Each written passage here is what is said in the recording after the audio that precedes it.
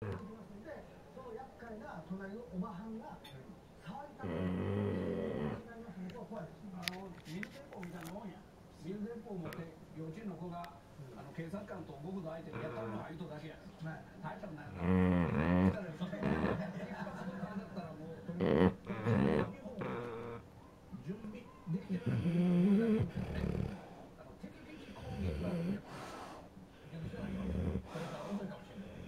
僕がボールを打つと言った瞬間に向こうが準備してるとこへ球が届くように日本が準備して出して塩松ようなことしたらまあ今とかどこへ飛ぶか分からない。水鉄砲大したもんね。でもこれどこに飛ぶか分かんないからこそ